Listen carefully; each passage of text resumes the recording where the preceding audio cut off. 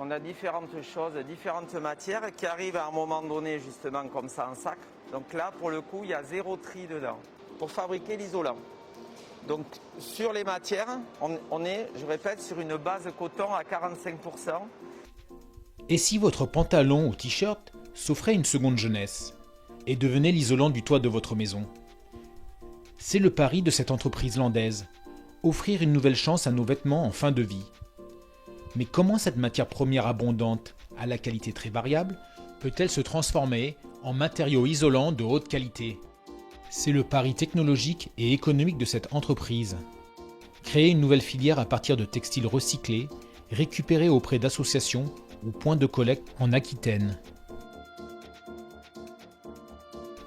Mode d'emploi se rend chez Wateco, à Saint-Jour-de-Marennes dans les Landes, pour vous montrer comment la revalorisation de déchets peut créer une nouvelle filière économique et la mise en place d'une économie locale solidaire. Wateco est une entreprise qui produit des écomatériaux pour le bâtiment. Depuis 10 ans, il recycle du papier pour créer une ouate de cellulose.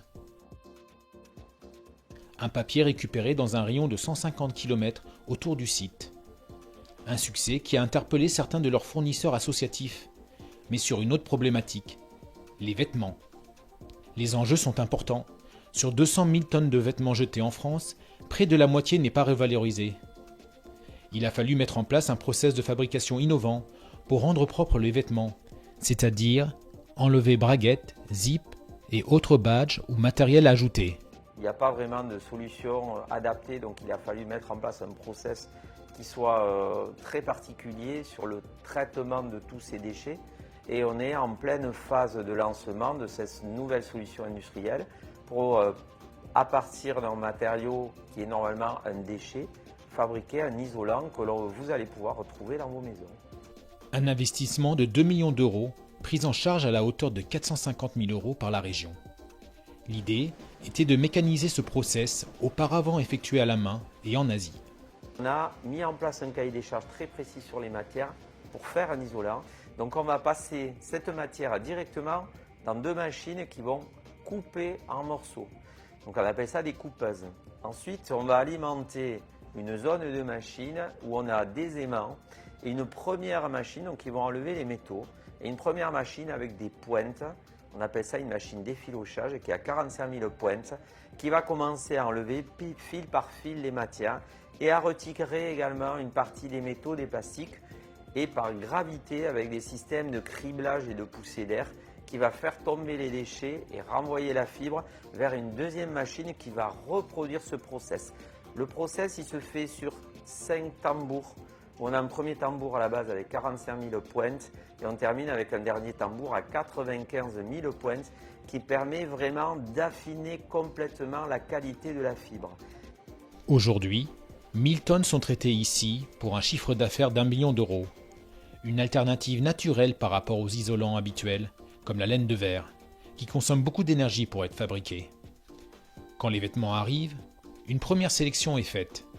Environ 60% sont gardés. Notre objectif, c'est dans le premier bac d'alimenter la ligne qu'on appelle Fileco. Donc l'idée, c'est d'avoir à peu près une majorité de textiles en coton. Donc tous les t-shirts, les sweats, les jeans qui sont en mauvais état, qui sont abîmés, qui sont tachés, qu'on ne peut pas remettre dans le circuit, on va le garder et le trier pour notre ligne de recyclage. Le deuxième bac, c'est tout ce qui va être remis dans le circuit et en boutique dans des associations type Emmaüs, parce que c'est en bon état, encore à la mode, au goût du jour. Et le dernier bac, c'est les déchets, donc ça va être vraiment des vêtements qui sont trop abîmés et qui vont être 100% en matière synthétique. En collectant les déchets récupérés à proximité, puis en vendant cet isolant dans un rayon de quelques centaines de kilomètres, c'est un modèle économique vertueux qui se met en place, où l'esprit d'entreprise côtoie la préservation de son environnement. Et c'est des produits issus de l'économie circulaire, on vient recycler localement des matières et on vient en fait écologiquement leur donner une deuxième vie, un deuxième sens. Je voulais vraiment entrer dans une entreprise qui avait du sens pour moi et qui était dans une démarche écologique avec un bâtiment en bois, vraiment une démarche globale d'écologie.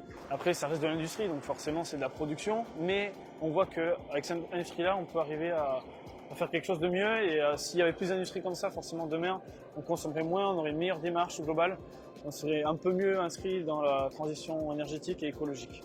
Aujourd'hui, Wateco espère avec son produit Fileco continuer à agir sur son environnement.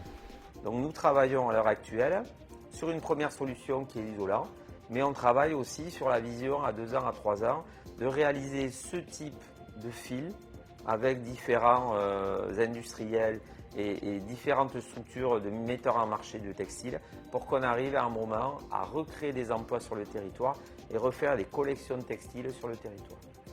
On va recruter entre 20 à 25 personnes dans les 5 ans, liées entre autres au développement que l'on fait en particulier sur le textile. En emploi indirect, nous sommes à environ 50 emplois indirects parce qu'on a créé des filières au niveau associatif. Agir pour un monde meilleur en créant une industrie solidaire et propre grâce à une innovation technologique. Un pari en passe d'être gagné par Wateco avec un produit de qualité et abordable. Et s'il était temps pour nous de devenir des consommateurs engagés ?